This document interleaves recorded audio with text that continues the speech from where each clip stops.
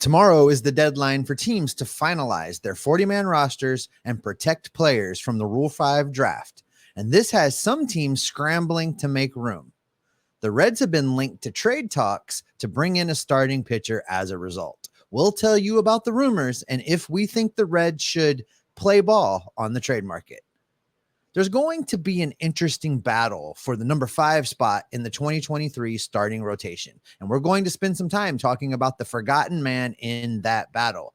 And finally, Jeff and I will tell you the players we think the Reds should drop from the 40-man roster, but then turn right around and sign back. We've got all that and more on today's Locked On Reds. Let's go.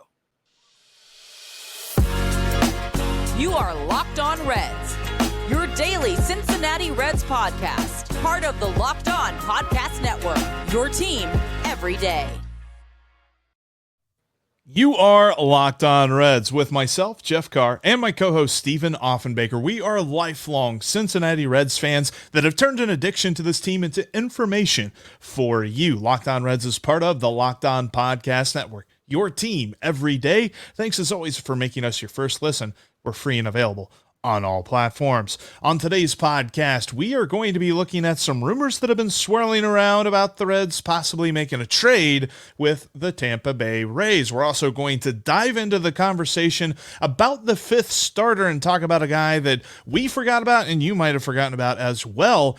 And just overall look at the possibilities for the Reds there in the 5th spot of the rotation. Plus, as cut down day comes and goes tomorrow, there are some key names that the Reds have on the chopping block. Steve and I are going to pick one guy and tell you who we think they should bring back. But Steve, we are going to start off first with this conversation, the rumors that are about the Reds and the Rays, because I think it's clear this offseason the answer to the question of will the Reds get better value from the free agent market or from the trade market, I think it's pretty clear it's the trade market. Well, I absolutely agree that if anything at all is going to be done, it probably is going to be through trade. The free agent market. Now, I'm not saying they're not going to sign anybody on the free agent market, but that's going to look a whole lot this offseason like it has last offseason, where it will be very late in the process. Spring training may have already started when they actually go out and sign a few guys free agent style. The trade market is a much better option for the Reds as far as bringing in somebody quality. Now, I want to preface this conversation with this, Jeff. The timelines on social media have been flooded, linking the Reds and the Rays in trade talks for a starting pitcher. You and I digging through this came to the same conclusion, which is this all centers back to one national baseball guy talking about this story and everybody running with it. So yes. I don't know how much credibility there is to this other than maybe driving some clicks, but it's an interesting conversation nonetheless. Yeah, it's something that in all news, you want to have more than one source reporting a certain thing. And when I look at this, I've only seen one source reporting this, and it's nice. The off-season rumors, the hot stove, all this other stuff, we want to jump on those, right? We want to get excited about those. But let us think about this for a minute. Let's calm down and really dive into what these rumors could be, because the Reds and Rays are not likely to make a huge trade. I got a couple of reasons as to why. Both teams value, and it starts with this, both teams value their prospects very highly, and both teams build from within. We're not talking about the Reds trading with a team that are looking to, rebuild and just tear down and things like that. The Rays are very much part of the AL East conversation as they are year in and year out. So with this, I look at this and I say, what exactly are the Rays looking to get rid of? It's not about who the Reds want to acquire. It's about who the Rays are willing to trade, Steve. It is. And you have to recall also that the Rays are doing this to make room on their 40-man roster. So yes, they're not going to be looking to bring back somebody that's on the major league roster for the Reds right now. They're not going to be looking to bring back somebody that's on the Reds 40-man roster. It's going to have to be somebody from the low prospect talent pool. We're talking Reese Hines. We're talking, maybe one of the catchers, Daniel Veoheen, Matt Nelson. We're talking, low level prospects that aren't in need of protection yet. And those are exactly the guys that the Reds should not be trading right now. Exactly. That's an important part, because there's a couple of reasons why. I mean, we want to see those guys grow. We think that the Reds have really bet on these guys to grow and develop into major league players. But honestly, it's because of the freeing up of the 40-man roster. That means that the Reds should not be making a trade of a meaningful prospect, because the Rays aren't looking to make a trade that is a needle mover. The Reds, if they're going to make a trade, should be looking for a needle move type deal. Like we talk about the Guardians a lot with this. The Guardians are elite at making a trade for a guy who has already debuted, has maybe gotten a year under his belt, gotten a little bit of experience, and has shown great tools in the minor leagues. And so they flip a guy who's a pretty highly touted prospect in a lot of cases for a dude that is not only a highly touted prospect, but has that experience and has already gotten a taste of the major league game. The Rays don't do that. The Rays are the kind of team that when they make a trade, you think, well, the Rays made a trade for the reason, because they're probably going to win that trade. So I also wonder from that aspect of this rumor as well, is how much do we really want the Reds and Rays to make a trade? Because the last time that happened, it was Cody Reed for Riley O'Brien. Huh? No. Right. We're not moving the needle with that trade, Steve.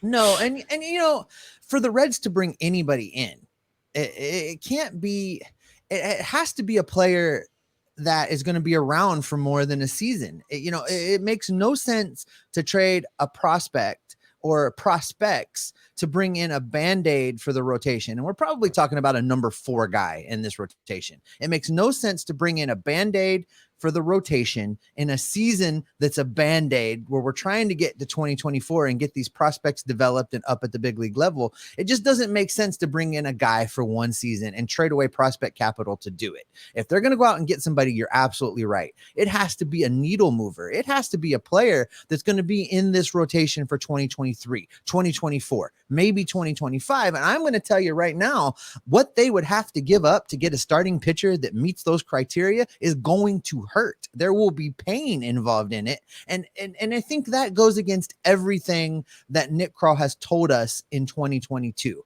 about the new direction of this franchise and the new way they're going to go, that they're going to be more like the Rays. Well, you can't be more like the Rays and then deviate from it immediately and get raked over the coals by the Rays. You can't do those things. Yeah. So I really feel like that.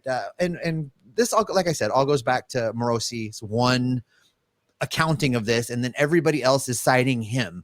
So, maybe this is one of those things where, like you talk about all the time, Jeff, where, the Reds maybe called and said, hey, here you're moving some starters. Okay. And check the box and be done with it. So that's kind of where I sit on this, Jeff. I just don't feel like there's a lot in this that makes sense for 2023 unless it's a long-term guy that's going to be a painful trade.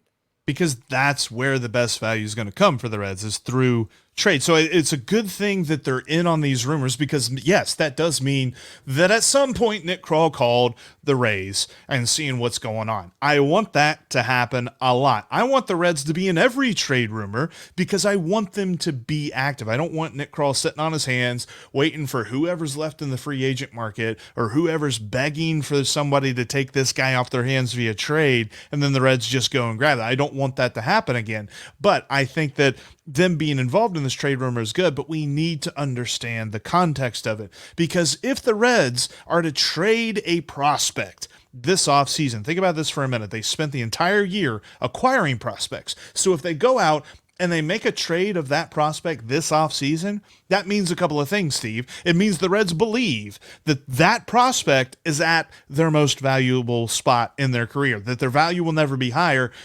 AKA they're not going to be as valuable at the major league level than the guy they're trading for. Again, I also want this to be a major league guy. I don't want them to trade a prospect for a prospect. That does nothing for me. I got you all choked up thinking about it. No, it's for sure, Jeff. It's one of those situations where it has to be a major league guy because these rumors are directly linked back to the Rays, who are trying to make 40-man roster space. So it's not going to be anybody but a major league guy. It can't be. It has to be low-level prospects for major league ready talent, and that's just expensive in today's baseball. 100%. I mean, the Reds are going to get the most value through trade this offseason when it comes to adding that meaningful talent, but it would be a surprise if that meaningful trade happens with the Rays.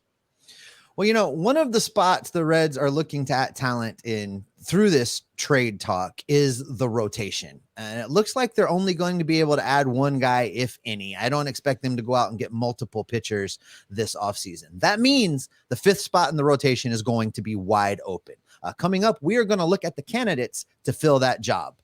But before we talk about those candidates, let's talk about Bet Online, because Jeff and I have been doing Bet Online for a couple years now, and sometimes we win when I don't listen to him on taking the over, and sometimes we lose, but it's always fun to play. And you can play right now over at betonline.net, because this podcast is sponsored by betonline.net, and we are so grateful for it. If you're not playing over there, you should be, because Bet Online is a reliable, safe, and a fun source for your sports wagering entertainment needs. You can find all of the latest on player developments, team matchups, news, and much, much more. They have in-depth articles and analysis on every game that you can find. As always, Bet Online remains your continued source for all of your sports wagering information. They've got live betting and up-to-the-minute scores on every sport that's out there. It's the fastest and easiest way to check in on all of your favorite games and events.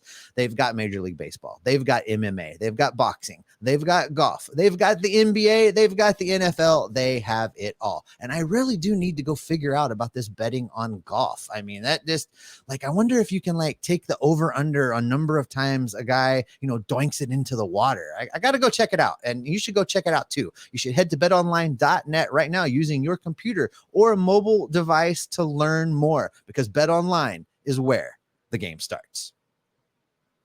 Coming up tomorrow, we are going to continue our conversation about Reds prospects. We're going to dig into how all of the Reds prospects out in the Arizona Fall League finished up for the year. And some of them, participated greatly in almost winning a championship. We'll dive into their performances, including a couple of guys that impressed us on the mound. We spent a lot of time talking about the batters, but not so much the pitchers that went out there representing the Reds.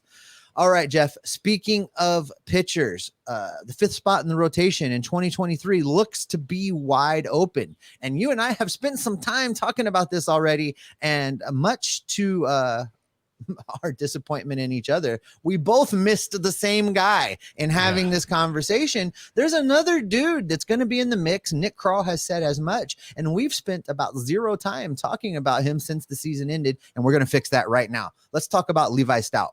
Levi Stoudt, the man with the easiest ad campaign in the city of Cincinnati that we've ever seen. As soon as he is a Major League Baseball player, I implore you, Fretboard, specifically, some good stouts over at Fretboard, should sign Levi Stoudt and then make a beer called the Levi Stoudt. But Levi Stoudt is a guy who is in the mix for this fifth starter. And I want to kind of point this out too, Steve, is that the Reds do need a fourth starter. We're talking about 4 legitimate candidates for the fifth spot, and that's really it. I mean, you're kind of stretching it once you get past these 4 guys, but Levi Stout's a dude that we didn't talk about initially. He's a dude that last year, he was 7-8. He had a 4.7 ERA in 25 games. He did have 111 innings pitched, so he got a decent amount of experience down at the minor league level. I think that's really where you start to look at him, because he is a guy who is going to be protected from the Rule 5 draft. Nick Krall has already said that. They haven't made the move yet, but he's going to be on the 40-man roster, which is going to make him easier to be part of that opening day rotation should he win the fifth spot. And listen, he was a lot better than I realized, going back and looking at these numbers. Now, those numbers you just read are combined between AA and AAA, and that's split between two systems. That includes his numbers pitching in Arkansas for the Seattle system, as well as pitching for the Reds in both Chattanooga. He pitched one game in Chattanooga, and then going up to Louisville and making some starts up there as well. Here's what I like about his numbers, Jeff. 103 strikeouts and 111 innings pitched, only 32 walks issued during the course of that season. So basically a 3-to-1 strikeout to walk ratio. I can work with that. I can handle that as the number 5th guy in the rotation. Now, for comparison's sakes, we've spent a lot of time talking about Brandon Williamson. He was kind of the guy coming over here that we thought, oh, he's going to be a starter. Guarantee he's going to be in the rotation. It's going to happen. He hasn't done so well in a lot of the statistical categories. In fact, if you compare these two guys, Williamson, 6-7, 4.11 ERA. Okay, that's great. A little bit better. 27 games, 122 innings pitched. Here's where things derail. That K to walk ratio. Brandon Williamson last season, Jeff, 123 strikeouts, but 77 walks. He struggled with control all season long. So what it tells me is while we would like for it to be Brandon Williamson that just slides into that 5th rotation spot, Levi Stoudt, I think, is really going to get a legitimate chance to compete against him for that spot. Yeah, and you're talking about the difference of a righty and a lefty. So I would find that a little bit interesting if Williamson can show some improved control in camp and in spring training games, that would be good. That's really what we're looking for. I'm not interested in is he going to have a perfect ERA or anything like that throughout spring training. Tell me about the plate discipline stats. And then we still need to monitor it because, as we've said in the past, you can strike out every batter that you face in spring training and still not be that great in the regular season because you're facing quadruple A, maybe even sometimes just straight triple A competition in spring training. So I look for those two guys to probably head up this group, but I do wonder a little bit because there are some guys that actually have experience. I think that the upside is with Williamson and Stoudt, but you're talking about a couple of other dudes that are going to fight with them in Justin Dunn and Conner Overton and maybe even Luis Cessa. So, and here's the interesting thing with those names. The more I watched Justin Dunn pitch last year, the more convinced I became that he's a bullpen guy. I think that, I think that he would be much better served focusing on 2 pitches, going out there with pretty maximum effort for a short period of time. And that's a bullpen role. That's what that is. Conner Overton, I think, is a big question mark just in how he's going to bounce back and really who he really is. I mean, he had a great month. We saw him pitch 4 or 5 starts early in the season where a wonky spring trading led into a late start. It's just weird. It's all weird. And I don't know how much stock you can put in to what you saw from Conner Overton before he got hurt. Now, he did come back there at the end and was kind of starting to work it out a little bit. And I was glad to see that he made it back in the season, but I don't know that you can rely on him or if he really is even a legitimate contender for this job. Luis Cessa is another guy that I think rose to the occasion when he was asked to do things that he probably shouldn't have been asked to do in like joining the rotation with no notice. Like, you pitch in relief 2 days ago. And by the way, you're going to be a starter now. And everybody's like, huh? So I think he responded well to that. And the other guy we've got in here is a minor leaguer, Andrew Abbott. I don't think he's going to be ready when this goes down. So you may be asking the question, Jeff, why are we only focusing on the 5th spot in the rotation with all of these names? Why not the 4th and the 5th? Well, it might come to that, but in order to say that all of these guys you're going to use to fill the 4th and 5th spot, you're going to have to hope that more than one of them is ready to be a starter. And I don't want to approach the rotation with the word hope. I want the rotation to be a strong point for this team as we continue to grow the offensive prospects and the position players. So for me, I don't want them to take 2 of these guys and plug them into the rotation. I want them to take one of them. I want them to fill some bullpen roles with the others. And then I want a couple guys in Louisville pitching every 5th day, stretching out their arms and being ready for the injuries that are inevitably going to come throughout the season. Yeah, because unless it's 2012, which last I checked it's not, you're going to need more than 6 starters. And even in 2012, you had to have one start from Todd Redmond. So looking at this rotation and looking at these candidates for the 5th spot, I do hope that these are the guys that are fighting for one rotation spot. The Reds need to make a move for a 4th starter, whether that's a trade, whether that's signing Corey Kluber, however that would be. And I think it's something that we kind of forgot to mention there in the first segment when we were talking about trades, is that yes, a trade needs to be for a meaningful player because you're going to give up a prospect for him. You can sign a Band-Aid. That's fine. Just, because you're not giving up prospects for that, but don't give up prospects for a Band-Aid. But they definitely need more starters, whether that's going and signing one and getting some off waivers and hoping for bounce backs and things like that. But they got to add more fish to this pond right now because the pond's very, very small. And shout out to you, because I think you were probably the first person anywhere that I heard say the Reds should be aggressive in going after Kluber. And as soon as you said it, like bing, yes, that's absolutely the guy they should go get, because he's a big name. He's proven success. He's not going to cost a lot as far as a long-term contract goes, and it moves the needle for the casual fan.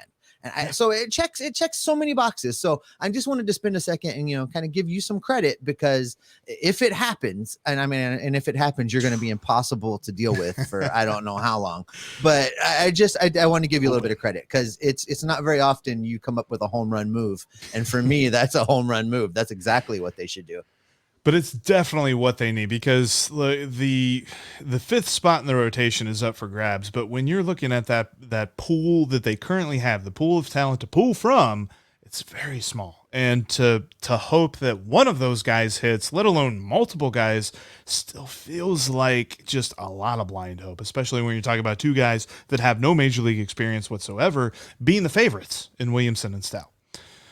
I do know this, Steve. The 5th spot in the rotation, I already mentioned that David Bell's going to have his hands full trying to find the best man for that job. But I know this. Tomorrow is cut down day when it comes to the 40-man roster. If the Reds are going to protect the guys that they need to protect, they're going to have to make cuts on the 40-man roster that's currently full. With that, they could bring back a couple of those guys on minor league deals or something like that, as they did with Kyle Farmer last year. You and I are going to pick one guy that we think is on the chopping block for the Reds to bring back on a minor league deal with an invite to spring training for this season. That is coming up right after this. And right after this reminder that you can follow us on Twitter. You can follow me at Jeff Carr with 3 Fs. You can follow Steve at @SOffenbaker with 2 Fs. And you can follow the show at Locked On Reds. We've got takes for you. We've got thoughts about some other stuff around that's not necessarily baseball, but that's all on Twitter, as we will have plenty of up-to-the-moment reactions whenever the big news goes down. Plus, you can follow us right here on YouTube when we have immediate emergency reactions, like I got Bryce Patrick on from Locked On Rangers to tell us a little bit about Nick Solak, the recent acquisition for your Cincinnati Reds, who I did see that the Reds are considering him as a bat-first outfielder. He played a lot of left field last year, but I think he's a utility guy, Steve. He's just going to fill in. Bat first, really? Bat first, yeah. And it better only be against left-handed pitching, because he's not very good against right-handed pitching. But anyway, yes, let's not go too crazy about Nick Solak. He's going to be a fine addition. Yes. Anyway, back to let's talk about this. The Reds are making cuts. There's guys they've got to protect. They've got to add, definitely, they've already said they're adding 4 guys to the 40-man roster. I think they probably add 1 or 2 more. So you're probably talking about at least 6, maybe even 7 cuts if they want to add a guy in the Rule 5 draft. So, are they going to bring any one of those back? We're going to pick one of them. Who you got?